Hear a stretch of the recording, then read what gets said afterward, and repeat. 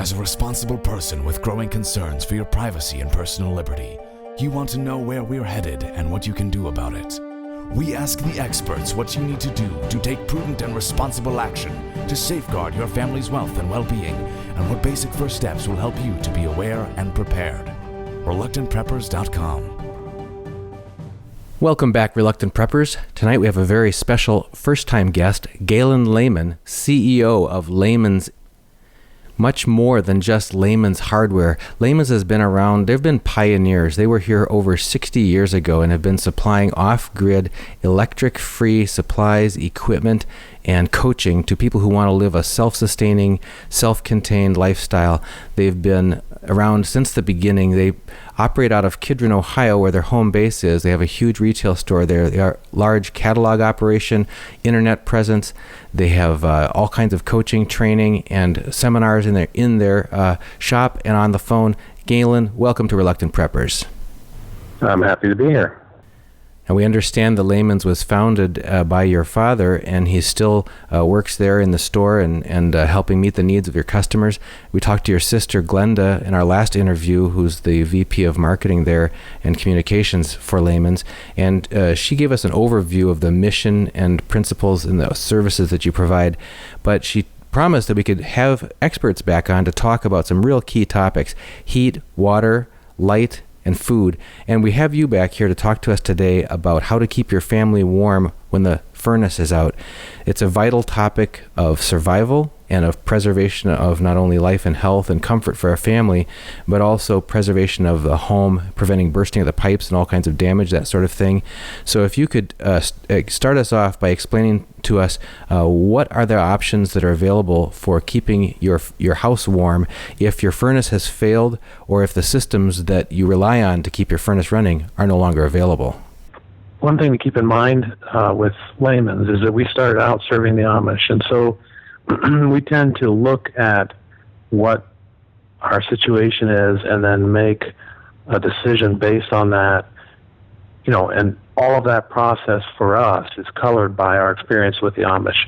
And when you look at how they live, their goal is to stay with family, to stay with friends in the area where they started. And the thing you have to realize is when things are bad and there's no heat, the first thing people will do is leave. And if you want to stay with your home in cold weather, and if you want to stay with people you know, that means staying fixed. And the only way to stay fixed in cold weather is to have a way to heat your house. So then the next question is, well, if I want to stay, what am I preparing for? And with the infrastructure we have, there is a possibility that everything will go off the tracks and we'll be without any supply for a period of months or a period of years or a period of weeks. I personally have a lot of faith in the systems that are established that in the event of a disaster, things will come back online eventually. The true fact is, if they don't come back on for years, we're all in big trouble because we don't have enough natural resources like firewood or available fuel to sustain us in cold weather, winter after winter after winter. There's just not enough. In one or two winters, all the wood in North America will be stripped because everybody will be burning it. So preparing for that kind of a disaster is very, very difficult without a huge stockpile of fuel. So let's back up a bit and look at what might realistically happen. Here in Northeast Ohio, we've had power failures that have lasted for weeks or days commonly. I personally have been through almost a 2-week power failure. I think it was during the New England ice storm, and the disaster was big enough that it just took them a long time to get everybody turned back on. I'm near the end of the power line, and the result was I was one of the last people to get power. I could look across the field and see neighbors with lights on, but I didn't have any. So I've had a little bit of experience. Have you had a similar experience? The closest example I can think of is when we had straight line winds of over 50 miles an hour that knocked down a bunch of trees and knocked out the electric power for over 3 days. And we were at risk of having a whole bunch of food spoiled in 2 freezers of ours. So my wife had to drive all over the area to bait shops finding blocks of dry ice to keep our freezers protected. And we bought an inverter that we were able to connect to the car and keep power enough to keep our refrigerator running and prevent spoilage. So in a similar way, we had neighbors that had frozen pipes, and you talk about what sort of a disaster that is. I mean, we're talking thousands of dollars to make the necessary repairs, to say nothing of, future possibility of mold and the things that go with water damage inside the house. So our goal was to avoid that. Our goal was to stay where we were, to stay together as a family, and to stay with neighbors we knew. And that meant we had to find a way to heat our house. So in a very short-term power failure, the answer for heat and for light is actually surprising. It's a kerosene lamp. A kerosene lamp, especially one with a mantle in it, like an Aladdin lamp, for example, will generate about 2,000 BTUs an hour, which isn't a lot, but it's enough to keep 1 or 2 rooms warm, and it's lots of light too. So, for an investment of just less than $200 and maybe another $50 or $80 for fuel, depending how much fuel you want to stockpile, you can have a short-term source of heat that will keep you comfortable and also reduce, possibly not eliminate, but reduce the chances of your pipes freezing. Are you familiar with the Aladdin lamps? I'm more familiar with the old Coleman camping lamps where you put in white gas and pump them and then light them, and they have an ash mantle in there that glows extremely brightly. So the key is the mantle. If you want white light to read by, you need something with a mantle, and we can talk at another time about lighting with kerosene. But so the key is to get that mantle. But the thing about an Aladdin lamp is that the wick is designed to generate heat instead of light. It ignites the mantle. It makes the mantle glow or incandesce by making it extremely hot. And that side benefit of that heat is that heat then lands in your home. So when you need heat in a power failure, you can generate, a relatively small amount, but enough that in mild weather for several days or in cold weather for a day or two, that may be all you need. They actually run on kerosene, and the advantage of them is that they're simpler to run than the kind of mantle lamp that you pump. You light them just like a wick lamp, take the top of the burner off, apply a match, put the top of the burner back on, and adjust, and you're set to go. They're very simple. The kerosene fuel is much safer to handle than propane or white gas, and it can easily be stockpiled if you keep it in a sealed container in a dark area, or you use a container that's got colored sides or opaque sides. Then the fuel can last for years. From a safety standpoint, what kind of ventilation do you need to provide in order for your family to remain safe while you're using that kind of equipment? That's really a good point. It's important with anything that's unvented, which would be the case with a kerosene lamp, or if you use a kerosene heater, that you have adequate ventilation. And so if it's an older home, usually there's adequate ventilation, just air infiltration that's coming around the windows and that kind of thing. In a newer home, though, you may have to crack a door or crack a window, which of course is counterproductive when you're trying to stay warm. That's a good question. It's very important to provide adequate oxygen. Now, a lot of people who want to be prepared are concerned about the shelf life or the longevity of some of the supplies. And you mentioned storage of the fuel. How long and in what way is the most long-lived way to store the kerosene? How can you store that for many, many years? I think if you're in northern climates, most homes have a basement, and I think that's the ideal place to store the fuel. Stays cool and fairly consistent temperature, and is also away from light, which, of course, the light's not an issue if you have an opaque container, like a metal container or a dark plastic container. In that case, I've never seen anything on the life of fuel. I personally have stored it for multiple years, like 5-6 years, and had no problem after that time. So I don't have data to support it, but I think you're probably looking at 10 years. If it's stored at consistent temperature and protected from light. And that these, in addition to providing light, can provide significant amounts of heat. That's how it came up. And so, I mean, how many of such kerosene lanterns would a person need to provide sort of survival heat source for a typical family home? So it depends on the climate, of course, and depends on how well insulated you are. But 2,000 BTUs will keep a room with no other heat. Let me process this a minute.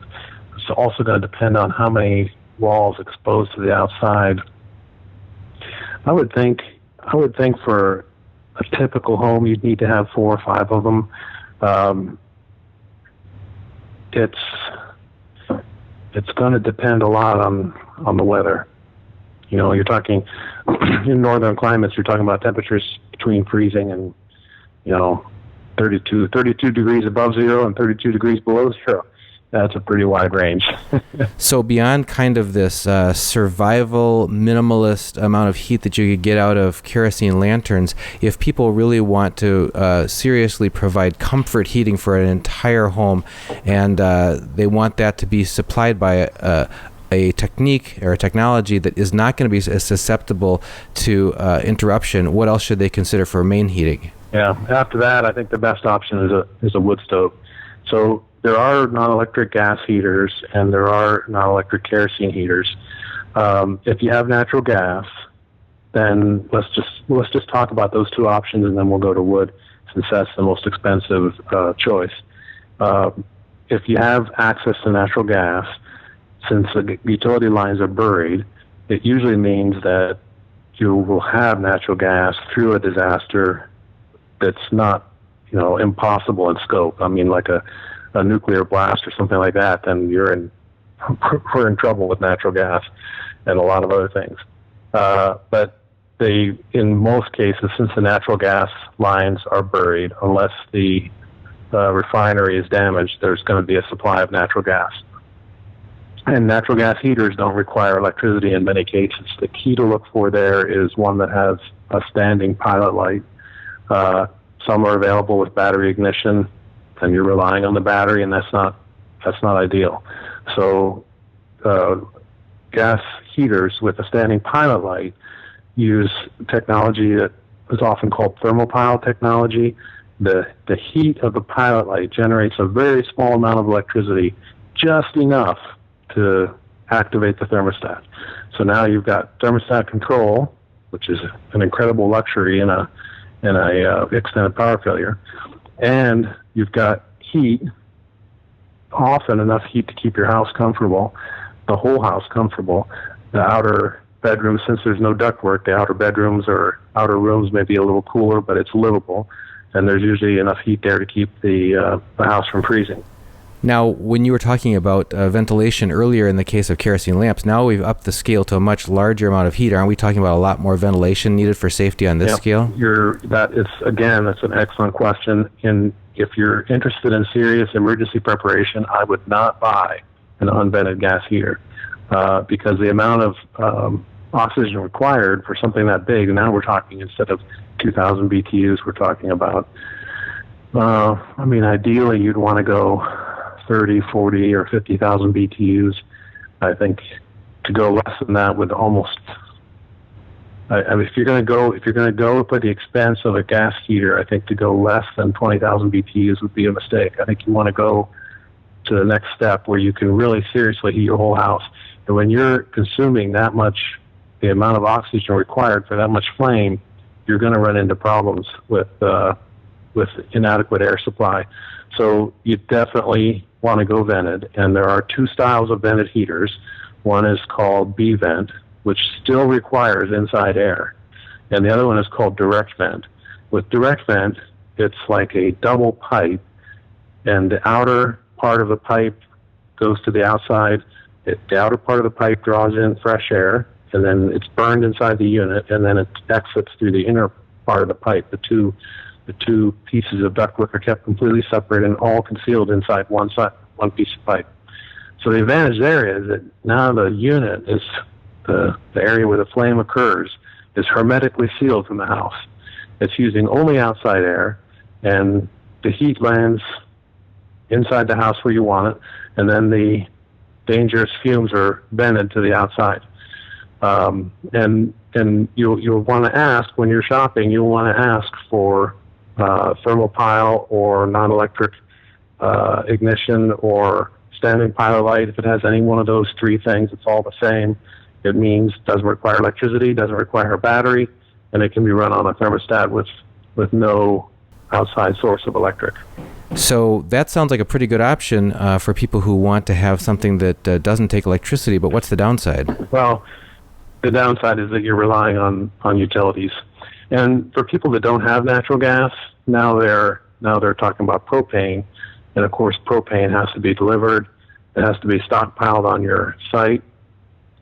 The cost of the tank is a factor. So with propane, your horizon of how long you can heat your house is shorter. So the downside with natural, to put it succinctly, the downside with natural is that you're relying on someone else to provide you with the fuel, and you're trusting that whatever disaster comes, it won't be big enough to take down the refinery, which, in most cases is a pretty good bet. If you're using propane, now you've got to buy a 500-gallon propane tank, because any smaller won't last more than a few days. So a 500-gallon propane tank, and that means probably about a $1,200 investment for the tank, and the fuel it holds would be another $1,500 or so. Or you could go bigger, go a 1,000-gallon tank, and now everything's proportionally larger. Maybe $2,000 for a tank, the fuel to go inside, possibly $3,000, and that may sustain you for a month or 2 months, depending how full the tank was when the disaster hit. But after that, you're on your own. Is there such a thing as a dual fuel gas heater that can switch over from natural gas to propane, so that you're freed from that dependence on the utility supplying you with natural gas, and you can just, if you run out of natural gas, just flip over to propane?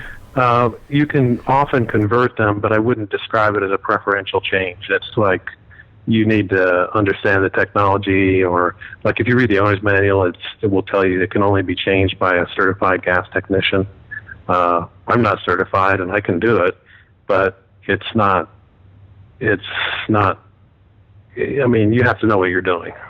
So I wouldn't describe it as a preferential change. And usually when people have access to natural gas, they use it. It's lower cost than propane, and it's much more convenient because you don't have to have a tank. So I think the decision would be made based on what the person has available to them. If you have natural gas available to you, I would use it. And forget about propane, because the cost of buying the propane probably outweighs whatever incremental benefit there is of having your own supply. One thing I realized I should probably address is the cost of all these options, and this would be a good place to do it because I started talking about the cost of the propane. So the kerosene light we were talking about was less than $200 and maybe $50 to stockpile fuel. A gas heater, you probably can expect a vented, let's stick with vented since I said that's the best way to go. A vented gas heater, you can probably expect to spend with the vent. You might get something for $800 or $1,000, but I would expect closer to $2,000. And then if you have to use propane, of course, you have the cost of the tank and the fuel that you have to stockpile. With wood, I think now you've graduated up to somewhere between $1,500 and $3,000, including the vent. The vent is a challenge because it has to be higher than the house. With gas, it doesn't have to be higher than the house. With gas direct vent, it just goes through the wall and stops. But with wood, you've got to go higher than the house. So if you have a 2 or 3 story house, now the cost of the vent goes up. But in most cases, you can get by for less than $3,000, including the vent. And then for the technology, to answer your question, you're right. Wood stove technology has advanced dramatically. And it's amazing even to me to see what they've been able to do. A big advancement, the biggest one probably, is in the efficiency. A number of years ago, EPA started regulating wood stoves. EPA required essentially that they make no smoke, and a lot of wood stove manufacturers went out of business trying to solve that question. But the ones that stayed, the ones that figured it out, what they figured out is the way to not make any smoke pollution is to burn the smoke before it leaves the stove. And the result is the efficiency goes way up. 20 years ago, we were proud to sell something that had 50% efficiency, and now they're kind of dancing with 80% efficiency, which if you're cutting your own wood, that's a big advantage. That's a lot less wood to cut. And the other thing is how they burn as a result of burning the smoke. You can actually see the smoke burning. It's like theater. I mean, it's just so cool to watch. A lot of times in the latter stages of the burn, when there's not normally much flame, toward the end of a log burning, it essentially becomes charcoal, right? So the charcoal bed is laying there glowing. It's still producing combustible gases, and those gases are burning maybe an inch or two above the burning coals, like they're detached from the burning wood. And those flames coming out of the smoke, I would say, look like northern lights. I mean, it's just beautiful to watch. Yeah, it's just almost theatrical in its beauty. My wife and I, when we visited your retail store in Kidron, Ohio, we were looking at the expansive display of wood stoves of all different types, and there was one that was operating. It must be one that, like the one you're describing, and I've never seen anything like that before. Just the amount of flame filling the entire chamber, and in slow motion, it was just beautiful to see. They would be a showpiece in anyone's living room. Yep. So what happened as a result of the EPA rules is that stoves were more expensive to make. And when they were more expensive to make, people said, I don't want a black box like Grandpa had. I want something pretty. So the manufacturers began to upgrade the appearance of the stoves. So, for example, one stove we carry that's particularly handsome in my opinion. Of course, it's always a matter of opinion, right? But it's particularly good looking in my opinion. It's made from stone.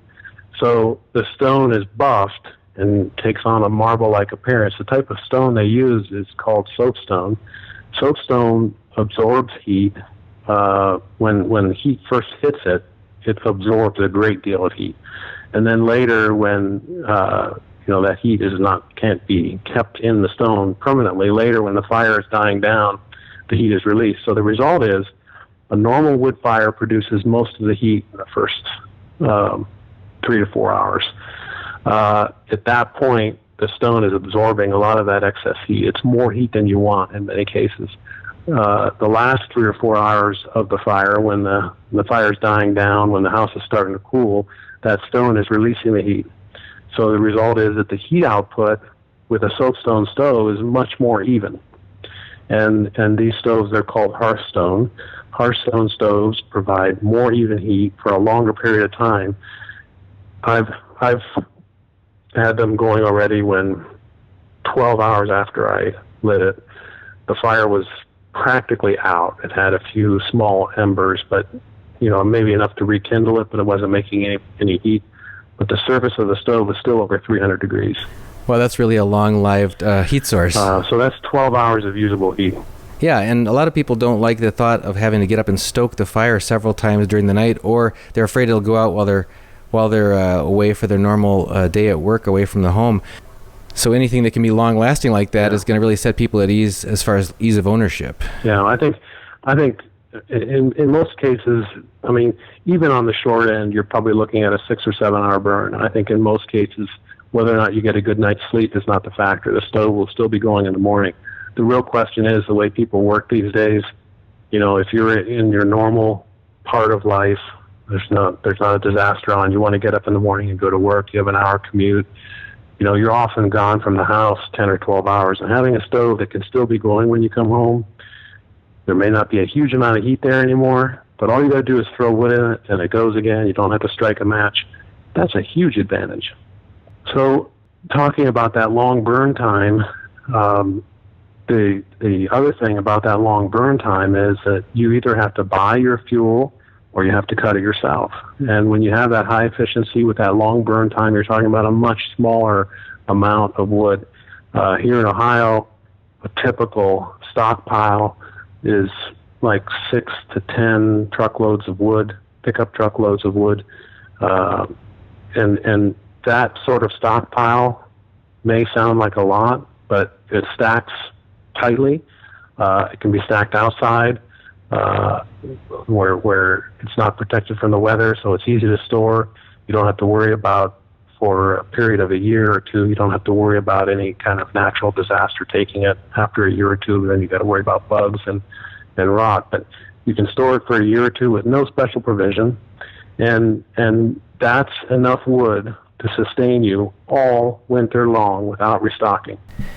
So what are some rules of thumb to guide people on how much wood they really need to store up to make sure that they've got enough to keep their family heated through the winter?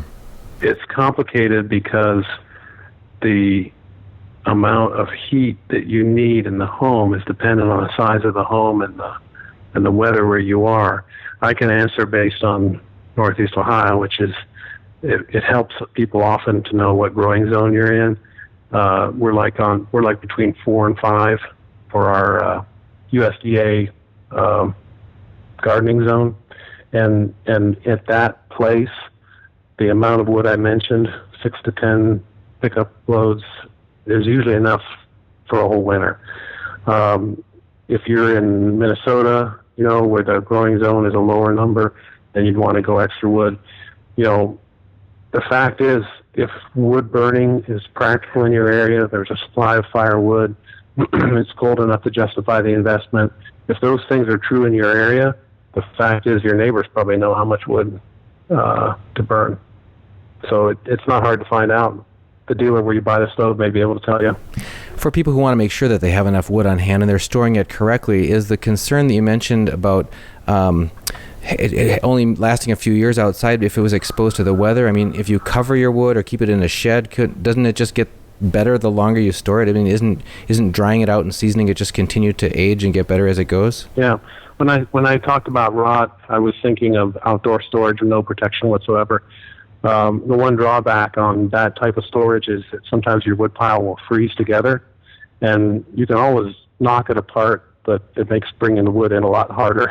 So covered wood is always preferred, and the better it's covered and the more it's up off the ground, the less problems you have with rot and bugs. And so you have to ask yourself how long you're going to be storing it for. If you plan to just keep a year ahead of fuel, then you don't need any big provisions. But if you want to store it multiple years ahead, it should be stored inside. And you were asking, well, you thought it just got better. So here's the problem that I've run into. It's not very common, but it has happened often. When the wood is stored for a long time, of course, it gets drier and drier and drier. And the old-timers used to say, well, dry wood is always better.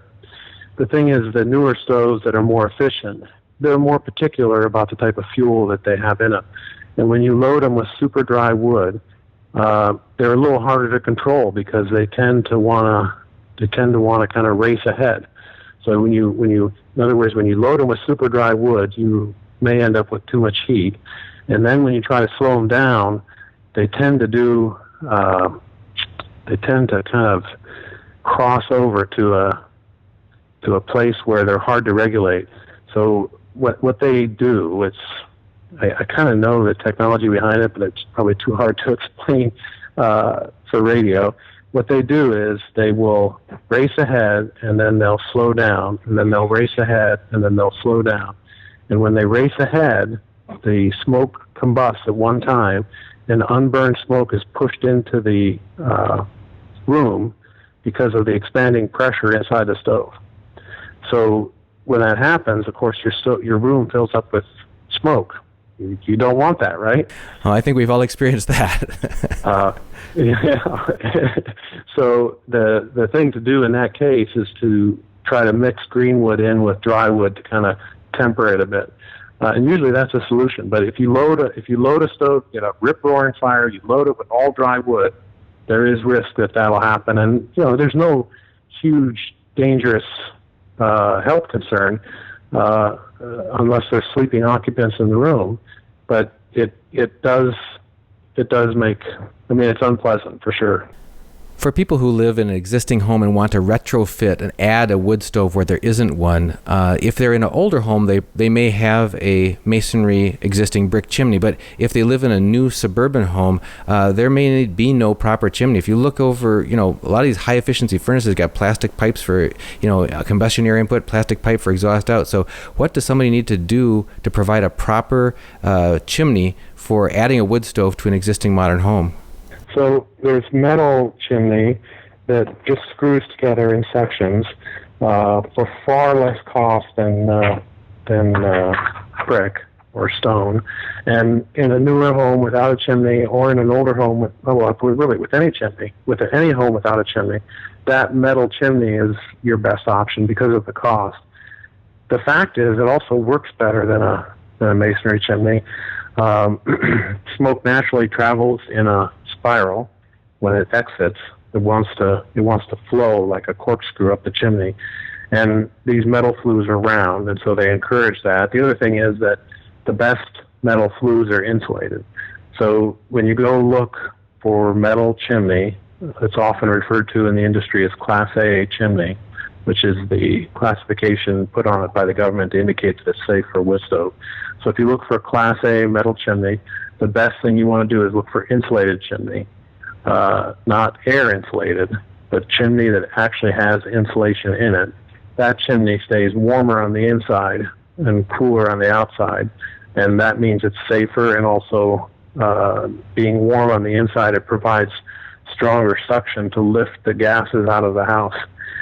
Those chimneys are stainless steel, often with very long warranties, like even 5-10 years. Long warranties. And they somebody with basic carpentry skills can install. Of course, you can also have a professional install them, and the installation will be over. If a professional's doing it, who knows what he's doing, that installation is most likely over in a day. Minimal mess. Much lower cost than brick. We sell Duravent, and other brands are available. Metal Bestis is another brand that is a good one. So there's multiple brands out there, and the cost is much more affordable than masonry. Could you talk to us about wood storage inside the house? If people are wanting to make sure that they can get adequate supplies of wood conveniently and into the home so that they can refuel their furnace when they need to, night or day. They don't want to get bugs and critters coming into the home, and they don't want to have to be tromping around outside of the house or whatever. But what's the most convenient way to be able to bring wood into the house and have it ready for use where you need it? Yeah. Stockpiling it inside the house often will attract bugs. When I burn wood, I usually try and store it outside the house and just bring it in on a daily basis. It's less convenient that way, but less chance of bugs. We have at the store and on our website, we have like big canvas bags that can load enough wood for 1 or 2 days of burning, and still carry them with one hand. For me, that's the easiest way to do it. The bag contains the mess, and you're not bringing in a lot of wood at one time. One consideration that people often don't think of when they look at wood heating is the amount of space it requires out of the home. So if it's a smaller home, the amount of space can be a significant challenge. A wood stove usually requires at least 16 to 18 inches clearance all the way around it. Some stoves require much more, but the well-designed ones, can get by with less. Rear clearance, usually 10 to 12 inches. Make sure you check the owner's manual. But the point I'm making is that you need space around the unit your furniture has to be kept away. It's probably going to take up a 4x4 or a 4-foot-by-4-foot or 4-foot-by-5-foot area out of the corner of your living room. And some people can't afford that space, but that's a factor to consider as well. Any other tips to consider about adding a wood stove to your home? One last thing on burning wood. We've talked up till now about heating stoves. Heating stoves are very good at heating, not so good at cooking. And in long-term power failure or other natural disaster, you're going to need a way to cook. So we also carry wood cook stoves, and those don't heat as well, but they cook well. So there's always a compromise to be made. Is my primary concern heating, or is my primary concern cooking? There's cook stoves that heat well, but not as well as a wood heating stove. And as I said, there's heating stoves that can heat but don't cook that well. The advantage of a cook stove is that you've got an oven, so you can bake. You've got a big cooking surface on top. The modern cook stoves, like the ones we carry, they're airtight. They hold a fire overnight, just like a heating stove does. And they do a pretty decent job of heating. But that's something to keep in mind. If you're preparing for a long-term disaster, you need a way to cook as well as to heat. Now, we've only scratched the surface today on how to keep your family warm when the furnace is out, but when we had your sister Glenda on the show, she was quick to point out that Lehman's is much more than just an equipment provider. You guys also do seminars and teaching and have lots of training resources. So if people really want to dig in the next layer deep and learn more about adding a wood stove to their home, where should they go? So online, we've got Lehmans.com, and if you go there, there's blog articles there that go into depth on a lot of these principles. If you're in our area, you're welcome to stop by. We offer classes pretty regularly, about every other weekend or so, on various aspects of living a simpler life, a more sustainable life. In addition, you're welcome to call. We've got experts in the store and in our call center who had to take special training, who have had to certify in order to hold their jobs. They've had to certify in specific areas of living a simpler, more sustainable life. And, we're happy to help. That's what we're here for. We want to help. Well, Galen Lehman, CEO of Lehman's Hardware and Lehmans.com, we're just so glad to have you and your family in our corner here on Reluctant Preppers, guiding us on the equipment that it takes to be more self-sustained and self-reliant and to do off-grid and electric-free living. We just thank you for joining us for this first time on Reluctant Preppers, and we'd like to have you back again soon to talk about how to keep your family out of the dark when the lights won't go on. Happy to be here and happy to help anytime.